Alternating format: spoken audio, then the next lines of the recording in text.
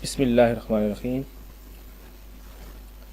Last semester में हमने जो कोर्स पढ़ा था वो था 8051 का, और उसमें हमने जो कंट्रोलर डिस्कस किया था वो एटमल 8051 था। इस कोर्स में अब हम पढ़ने जा रहे हैं जो कि micro controllers and micro processor 2 के नाम से कोर्स है। इसमें होगा आपका जो जिस कंट्रोलर को हम पढ़ने जा रहे हैं वो पिक फैमिली का कंट्रोलर है, पिक 18F452।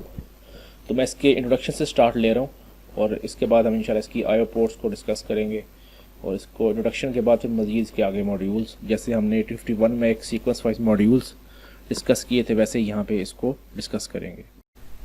सबसे पहले हम इसका डिस्कस करते हैं पिक 18F452 के फीचर्स क्या है और उसकी पिन डिस्क्रिप्शन क्या है। उसके बाद इंशाल्लाह हम इसको दो कंपाइलर्स हैं उसका डिफरेंस पढ़ेंगे, और ये प्रेगमा डायरेक्टिव और ऑसिलेटर सेटिंग्स के बारे में कुछ इंट्रोडक्शन देखेंगे उसका, केस के अंदर क्या क्या चीज़ें आती हैं। सबसे चार्ट दिया हुआ है जो मेन डिफरेंस है मुख्तलिफ जो फेमस माइक्रो कंट्रोलर्स की फैमिलीज़ हैं। AVR है, ARM है, प्रोसेसर्स और कंट्रोलर्स की फैमिलीज में से ये 8051 कंट्रोलर हम पढ़ चुके हैं, और पिक माइक्रो कंट्रोलर हैं। पिक माइक्रो कंट्रोलर जो है ये माइक्रोचिप ने बनाया है, जैसे जो AVR इसका ARM 851 था ये एटमल ने बनाया था। तो इसमें मुख्तलिफ इसके जो फीचर्स दिए हुए हैं कि बस बिट क्या है, कोई 8 बिट का है, कोई 8, 16 या 32 बिट, तीनों के ऑप्शन देता है आपको। और फिर 832 बिट वाले हैं ये। मज़ीद आपको ये पूरा चार्ट इसलिए दिया हुआ है कि आपको चीज़ सामने हो कि किस फैमिली के अंदर क्या क्या मौजूद है। इसको याद करने की जरूरत नहीं, जस्ट एक ओवरव्यू सा है ये। तो इसके लिए आप देख लें कम्युनिकेशन प्रोटोकॉल्स कौन कौन से सब में, ये जस्ट एक मेन ओवरव्यू सा कि चारों फैमिलीज़ के अंदर क्या क्या मौजूद है। तो फ़िलहाल जो हम मेन चीज़ डिस्कस करने जा रहे हैं कि 8051 और पिक 18F452 का क्या फ़र्क है, क्योंकि 8051 हम पढ़ चुके हैं। इसके हिसाब से देखते हैं कि पिक 18F452 ये कहाँ पे खड़ा है। तो इस साइड पे मेरे जो ये लिखे हुए 8051 के फीचर्स हैं और यहाँ पे पिक 18F452 के फीचर्स हैं। तो सबसे पहले अगर मैं ये स्लाइड एनिमेटेड नहीं है, इकट्ठा टेक्स्ट आ गया इसके ऊपर। तो ये जो बॉक्स है इसको देखें ज़रा। आर्किटेक्चर दोनों का सेम है, हार्वर्ड आर्किटेक्चर है, और इधर भी हार्वर्ड आर्किटेक्चर है।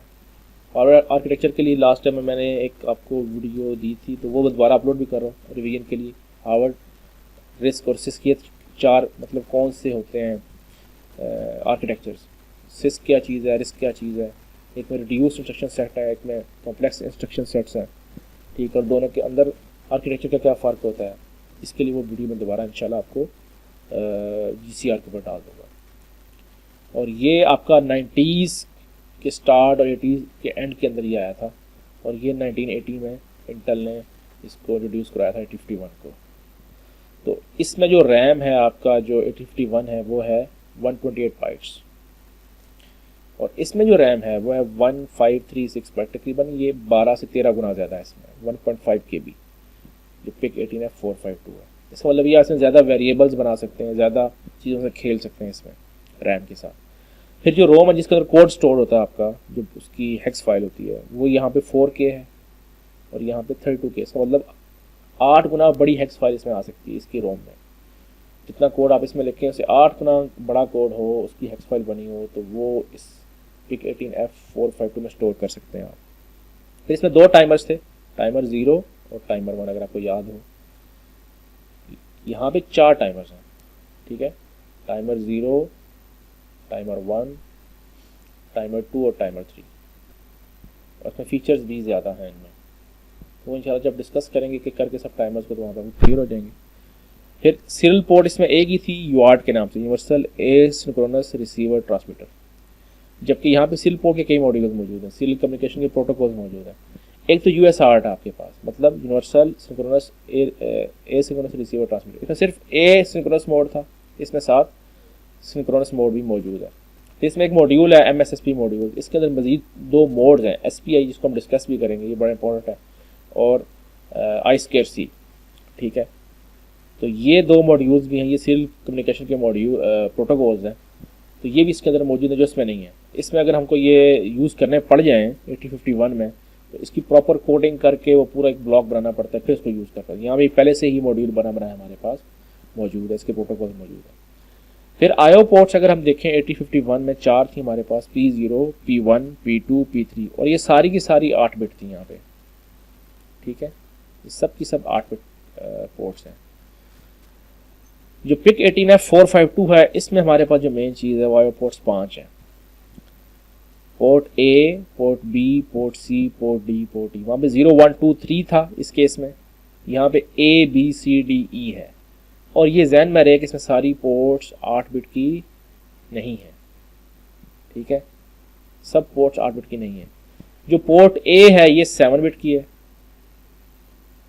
और जो पोर्ट ई है ये 3 बिट की है, ठीक है जी। और जो दरमियान वाली तीनों हैं वो सारी 8 बिट की हैं। ये 7 बिट, 3 बिट, दरमियान में बी सी डी, ये तीनों 8 बिट की हैं। तो इसमें इन्होंने इस तरह से रखा हुआ है इसको। फिर इंटरप्ट सोर्सेज जो हैं वो 6 हैं। जो आपके इंटरप्ट्स आते थे कि जब कोई फ्लैग हाई होता था और एक फंक्शन रन करता था, वो कितनी सोर्सेज थी, कितने नंबर ऑफ फ्लैग्स या कितने सोर्सेज जो इंटरप्ट जनरेट करती हैं, वो 6 हैं टोटल। यहाँ पे वो 18 है, 3 गुना ज़्यादा है, ठीक है जी। इंटरप्ट सोर्सेज यहाँ पे ज़्यादा है। इसके बाद तकरीबन इसकी सारी बातें डिस्कस होगी। अब मज़ीद इसके अंदर और भी चीज़ें मौजूद हैं। यहाँ पे एडीसी नहीं था, इसके अंदर एडीसी इसमें नहीं था, ना ही कोई सीसीबी मॉड्यूल टाइप चीज़ थी। तो यहाँ पे आपके पास 8 एडीसी लगे हैं जिनकी 10 बिट रेजोल्यूशन है। ये इंशाल्लाह डिस्कस करेंगे रेजोल्यूशन क्या होती है जब एडीसी पढ़ेंगे मॉड्यूल को। आपके पास 8 एडीसी, अगर यहाँ पे आपको एडीसी यूज़ करना पड़ जाए 8051 में, तो आपको एक्सटर्नल एडीसी लगाना पड़ता है। एक चिप एडीसी, वो पूरी एक चिप होगी उसकी 20 पिन की, इस तरह करके 14 पिन की भी आती हैं, मुख्तलिफ चिप्स आती हैं। कितने बिट का आप एडीसी यूज़ करने जा रहे हैं उसके हिसाब से वो एक पूरी चिप लगानी पड़ती है आपको। यहाँ पे समझ लें कि 8 चिप्स जो कि 10 बिट रेजोल्यूशन देती हैं, वो इंटरनली उन्होंने बेड की हुई हैं, जिनको आप प्रोग्राम करके यूज़ करते हैं, कन्फिगर करके यूज़ करते हैं, ठीक है। तो 8 एडीसी मौजूद है। ये बहुत बड़ा एडवांटेज है आपके पास यहाँ पे कि आप, क्योंकि ज़्यादातर हमारे पास सिग्नल्स जो हैं रियल वर्ल्ड के वो सारे एनालॉग होते हैं, डिजिटल तो कोई भी नहीं होता। तो हम उनको पहले डिजिटल में कन्वर्ट करेंगे, क्योंकि हमारा जो कंट्रोलर है ये डिजिटल डोमेन में काम करता है, ये एनालॉग डोमेन की चीज़ नहीं है। तो पहले हम इसको क्या करेंगे, एडीसी से कोई भी सिग्नल है उसको उठा के हम बाइनरी बनाएंगे और उसको डिजिटल बनाएंगे, फिर यूज़ करेंगे। तो उसके लिए ये ज़रूरी होता है।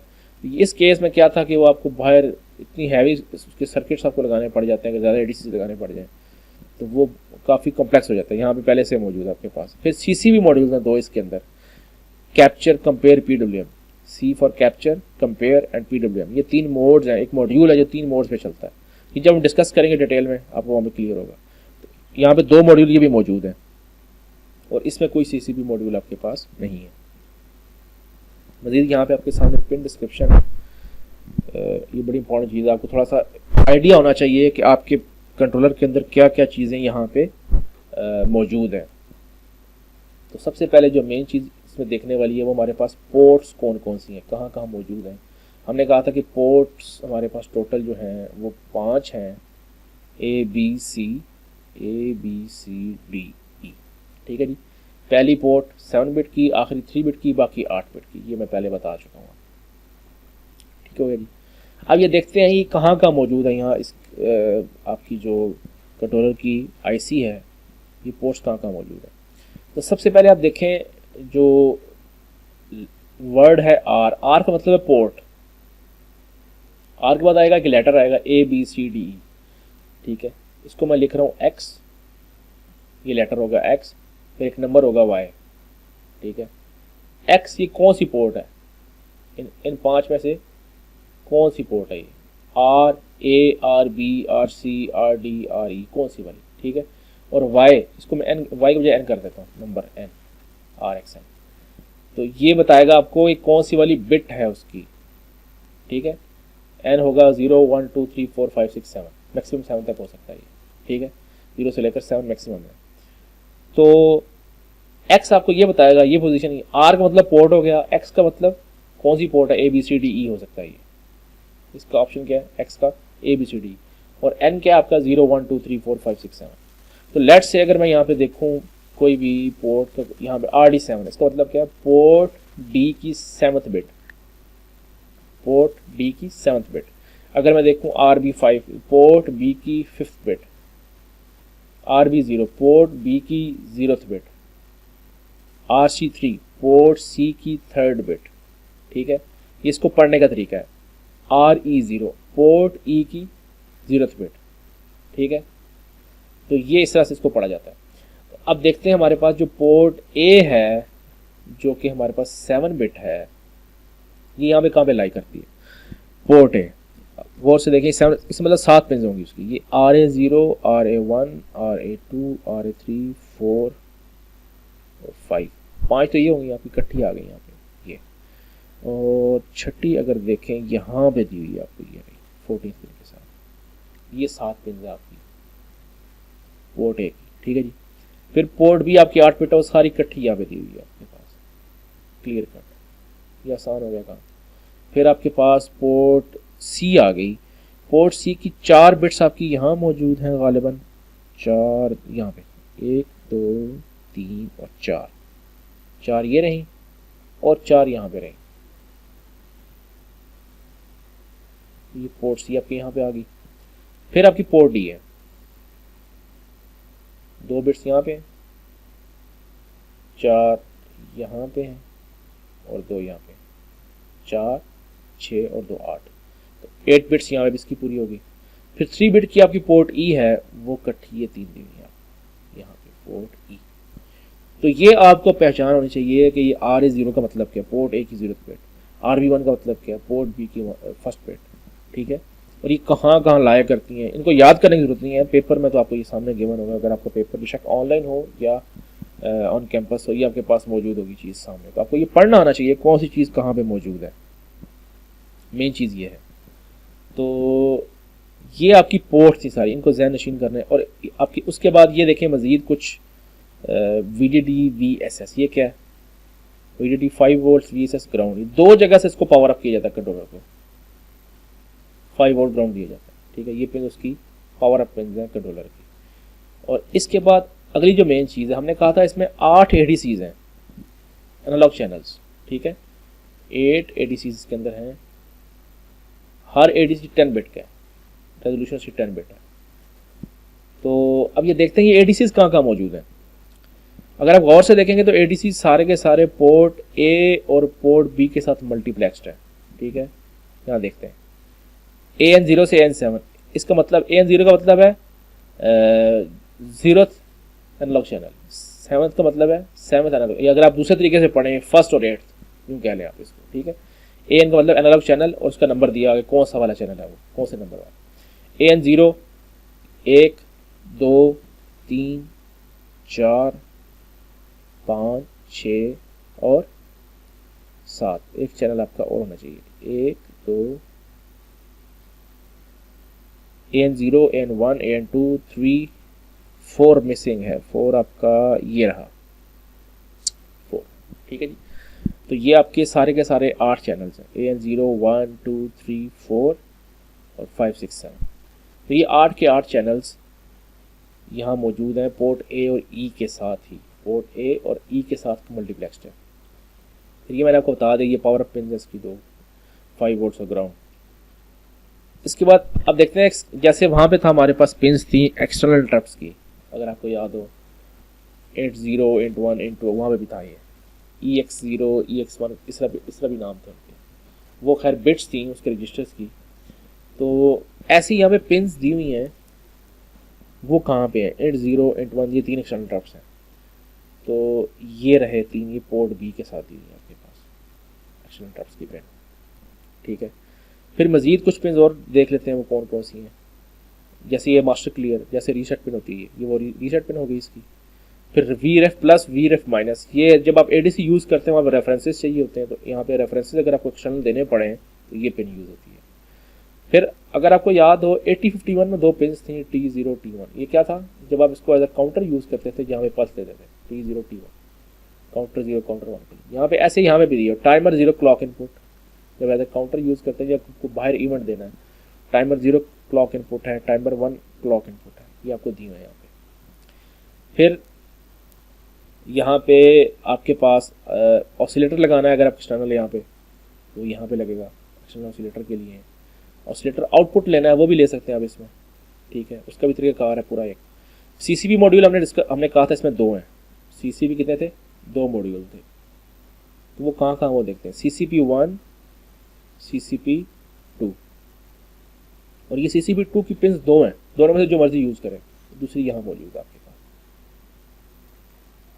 दो जगह मौजूद है, दोनों जगह से जहाँ मर्जी यूज कर लें। ये PGD, PGC, program data code memory, ये इसके क्या माइक्रो कंट्रोलर को जो प्रोग्राम आप करते हैं इसमें स्टोर करते हैं हेक्स फाइल, उसके लिए ये 3 पिंस यूज हो जाती हैं। ठीक है, फिर पैरेलल स्लेव पोर्ट, आप इसको अगर पैरेलल पोर्ट्स की यूज़ करनी वो भी दी हुई है इसके अंदर एक। ठीक है, 8 बिट की है। इसके अलावा हमने कहा था एक USART इसके अंदर मौजूद है। 8051 में UART थी, यहाँ पे USART है। उसकी पिन कौन कौन सी होती हैं इसकी USART की? TX RX, वो और से देखें वो यहाँ मौजूद है, RX TX, ये वहाँ पे भी थी 8051 में भी। ठीक है, फिर हमने कहा कि इसमें SPI मौजूद है। SPI के लिए पेन्स यूज़ होती हैं, SDO serial data out, serial data in, ये जब हम पढ़ेंगे इंशाल्लाह आपको वैसे ये ज़ैनशीन हो जाएंगी अच्छे तरीके से। फिर सीरियल क्लॉक है यहाँ पे। तो मेन जो चीज़ है जो इसमें देखने वाली है वो क्या है कि ये पोर्ट्स कहाँ मौजूद हैं, उनको पढ़ा कैसे जाता है। RXN, ये जो आपके पास एक फॉर्मेट है, पोर्ट ABCDE की कौन से नंबर वाली बिट। ठीक है, फिर एनालॉग चैनल्स हमारे पास 8 हैं, वो यहाँ A और E के साथ मौजूद हैं। VDD VSS का मतलब क्या है, एक्सटर्नल इंटरप्ट्स कहाँ मौजूद हैं। मेन चीज़ें ये दो हैं, फिर बाकी ये साथ साथ आप खुद ही यूज़ करते जाते हैं तो आपको ये चीज़ें समझ आना शुरू हो जाती है।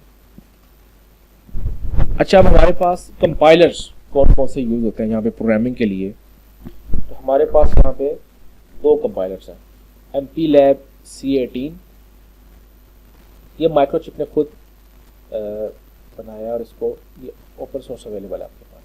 ठीक है जी, माइक्रोचिप ने बनाया। फिर एक माइक्रोसी जिसको हम यूज़ करेंगे, माइक्रोसी, इसकी लाइब्रेरी फंक्शंस बहुत स्ट्रॉन्ग है, लाइब्रेरी जो दी हुई है इसके लिए प्रोग्रामिंग के लिए। इन दोनों में फ़र्क क्या है, तो बहुत माइन्यूट सा फ़र्क है। अगर इसकी सिंटैक्स की बात करें, लाइब्रेरीज में बहुत ज़्यादा फ़र्क है, लाइब्रेरीज दोनों की अपनी अपनी है, उनको आपको खुद देखना पड़ता है कौन सी, अगर इसकी लाइब्रेरी यूज़ करेंगे उसके हिसाब से इसको ट्रीट करना पड़ेगा, इसकी लाइब्रेरी यूज़ करेंगे तो उसके हिसाब से ट्रीट करना पड़ेगा।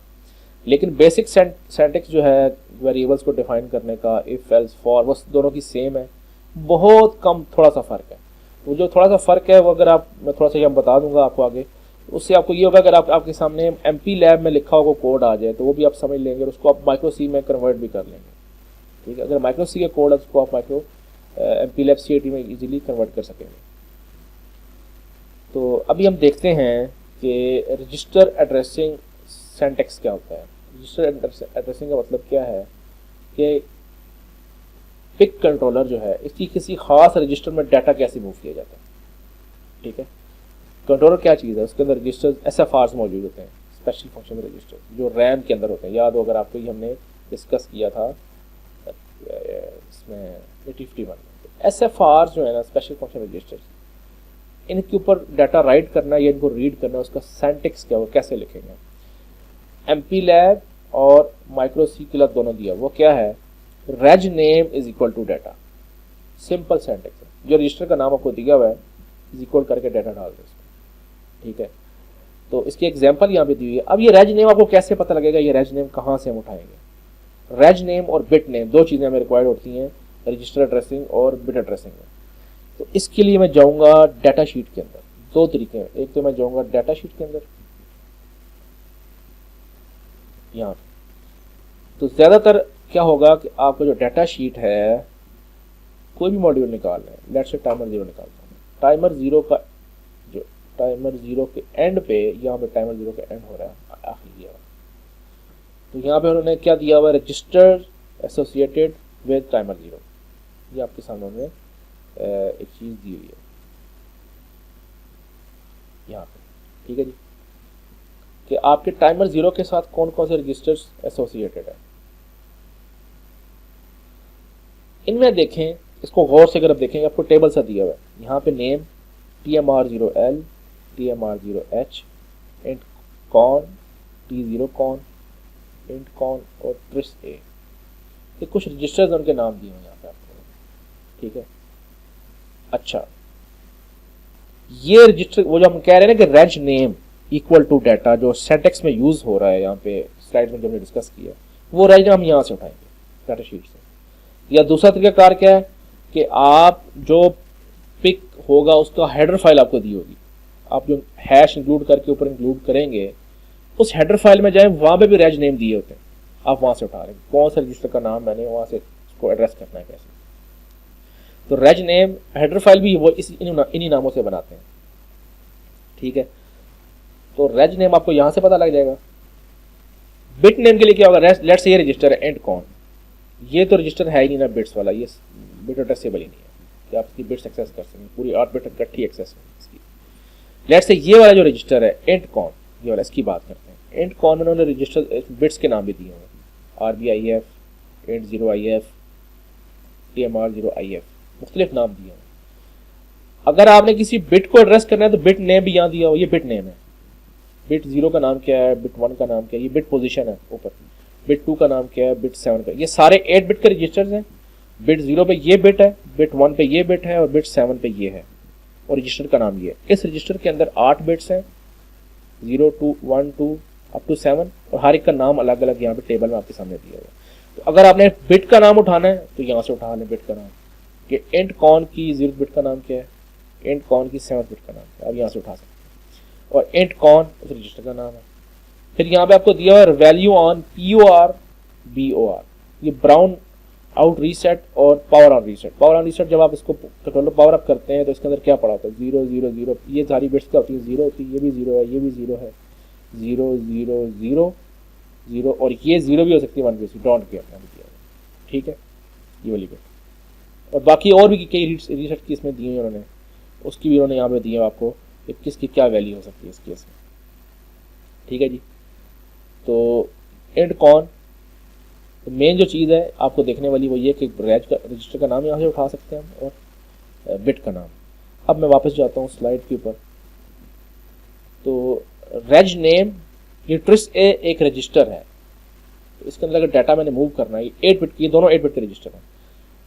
ट्रिस ए रजिस्टर के अंदर डाटा अगर मैंने मूव करना है, लेट्स से ट्रिस ए, इसमें मैंने कोई भी डाटा मूव करना है, tris A B C D ये रजिस्टर है, लेट्स से ट्रिस बी में मूव करता हूँ। ट्रिस बी में अगर मैं, ये 8 बिट का रजिस्टर है तो इसमें नंबर आ सकता है मेरे पास 0 से 255, कोई भी नंबर आ सकता है, किसी बेस में डाल सकता हूँ। बेस का तरीक़ाकार वही है जो 8051 की C में था। कैसे था, अगर हम असेंबली में बात करें तो असेंबली में कैसे लिखते थे, मूव, लेट्स से पोर्ट 1 थी, 8051 की बात हो रही है, P1, यहाँ पे नंबर का साइन आता था, ठीक है, और उसके बाद में अगर डाल दूँ 12, इसका मतलब क्या है, ये 12 डेसिमल में जो है ये P1 पे डाल दूँ। फिर अगर मैं यूं कर दूँ, move P1 is equal to number 12H, ये क्या करेगा, ये 12 हेक्सा में लेगा और उसको मूव करेगा P1 में। बैक एंड में बाइनरी चल रहा है, 12 को बाइनरी में कन्वर्ट करें, क्या नंबर बनता है ये 12, आपका जो 15 है वो बनता है 111, ठीक है, 14 आपका बनता है 110, और ये बनेगा आपके पास 13 101, और ये है 1100, और पीछे 4 0 और लगा रहे हैं 8 बिट का। तो 12 के केस में ये मूव होगा, ठीक है, 12 के केस में। तो 12H के केस में क्या होगा कि वो क्या, ये 0 0 0 1 और 2 उधर है, तो 0 0 1 0, इस 1 का BCD उठा लेगा और उस 2 का अलग BCD 4 बिट का लेगा, ये दोनों का फ़र्क है। फिर आगे मैं अगर यूं मूव कर दूं, मूव P1 नंबर 0 0 B, 8 डालनी पड़ेगी, 0 0 0 0 1 B, इससे क्या होगा, बाइनरी में 8 बिट्स मूव होंगी, पोर्ट 1 की जो पहली बिट होगी उसको 1 अलॉट करेगा, बाकी सबको 0 कर देगा।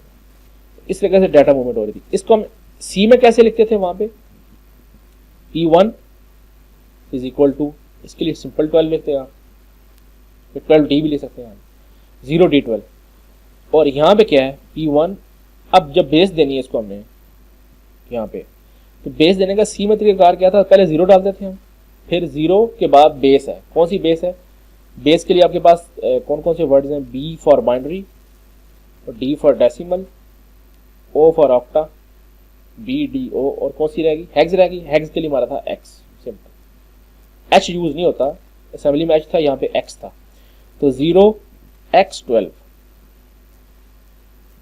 12 हेक्सा में मूव हो जाएगा P1 में, और ये 8051 में था, और P1 इज इक्वल टू, अगर मैं बाइनरी में करना चाहता हूँ 0B, मतलब आगे जो नंबर आने जा रहा है ये बाइनरी बेस के अंदर है, ये 00000001 मैं यहाँ पे डाल दूँ। तो असेंबली में यूँ था और सी में यूँ था, पहले 0 डाल के फिर बेस बताते थे फिर नंबर डालते थे।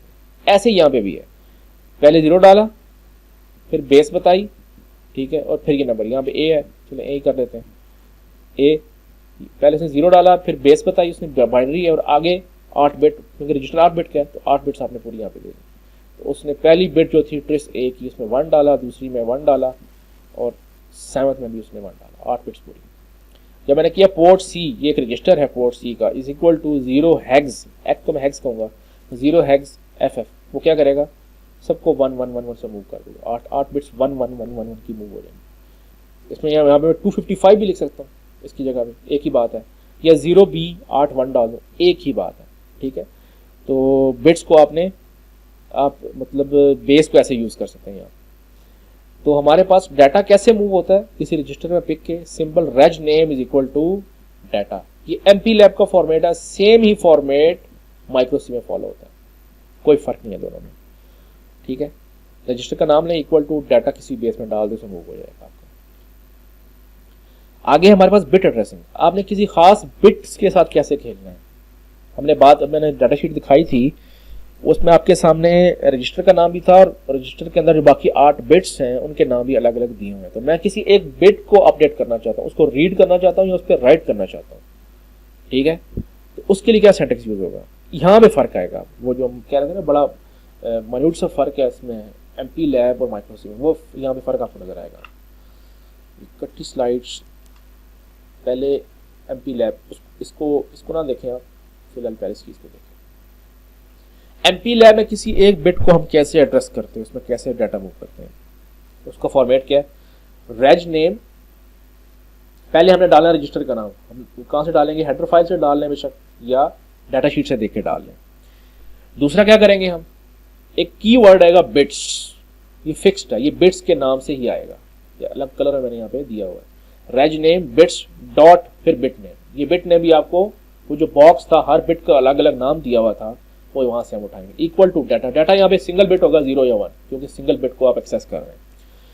मिसाल के तौर पर रजिस्टर है आपके सामने TRIS A bits dot TRIS A0, TRIS A register का नाम है और उसकी बिट है ट्रिस A0, उसका नाम है ये ट्रिस ए रेज नेम, और ये है बिट नेम, और दरमियान में ये आपका बिट्स वर्ड आया है, लेकिन रेज नेम इस रजिस्टर की इस बिट को 0 कर दो, यहाँ पे क्या पोर्ट सी रजिस्टर की RC5 बिट को 1 कर दो, ठीक है।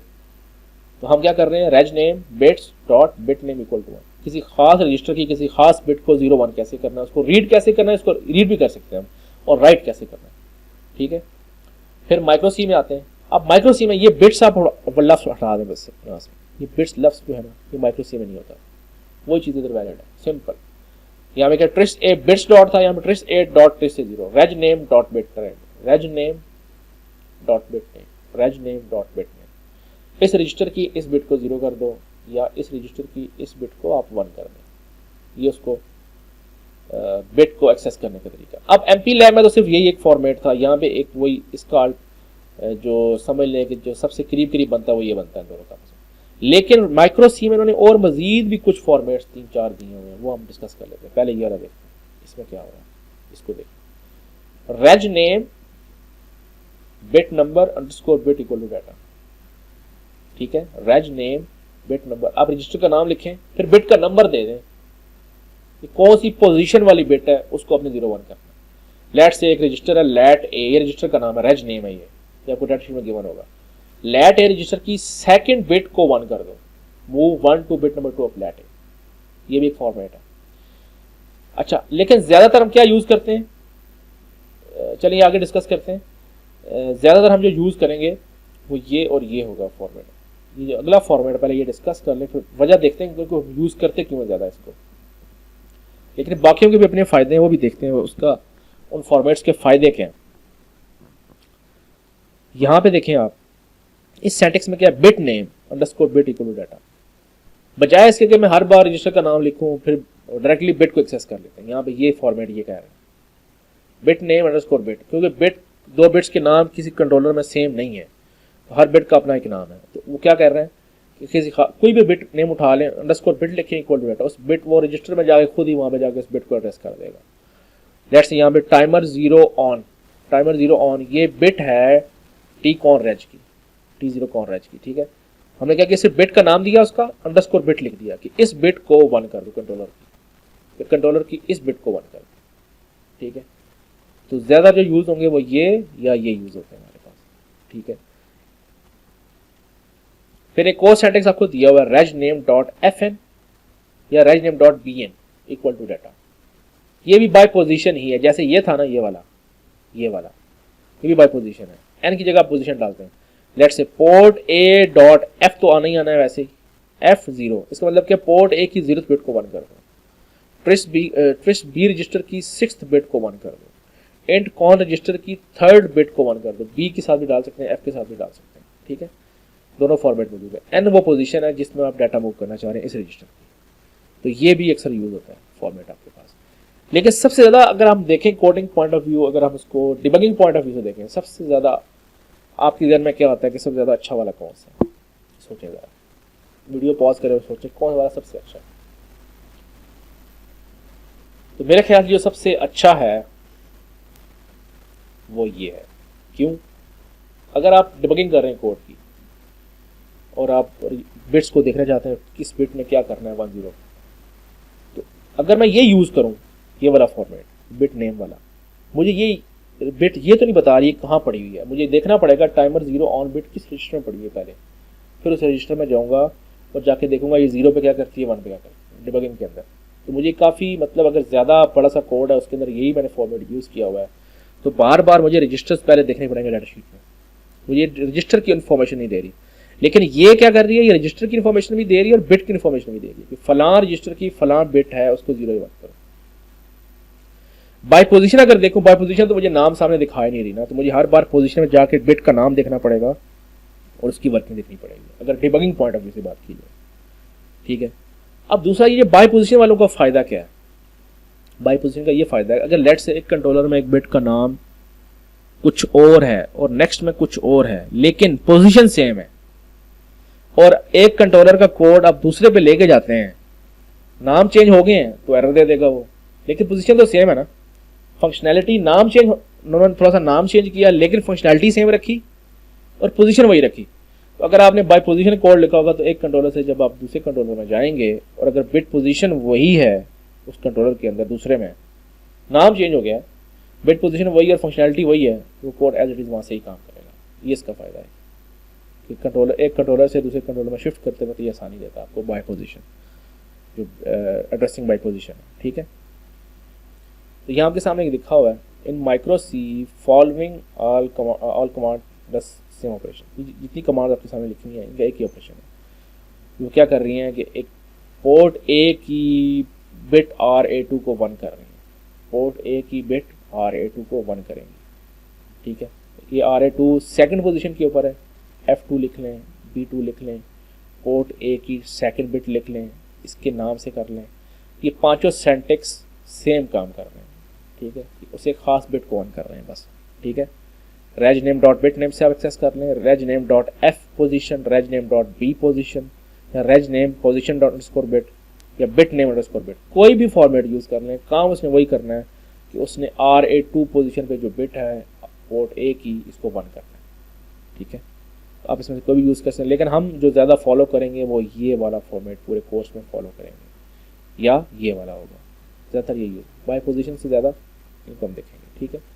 तो ये मैं इसलिए बता रहा हूँ कि आपके सामने अगर आप कोई कोड FYP में कहीं से हेल्प लेते हैं, नेट से कोई कोड मिलता है आपको, या कोई आपको सैम्पल कोड मिलता है कहीं से फोरम से, तो आपके सामने कोई और फॉर्मेट लिखा हो तो आप घबरा ना जाएं, आपको समझ हो कि ये वही चीज़ है, सेम चीज़ है, कोई फ़र्क नहीं है सब में। तो फिलहाल हम यहाँ पे इसको स्टॉप करते हैं और इंशाल्लाह नेक्स्ट यहीं से आगे लेकर फिर इंशाल्लाह चलेंगे।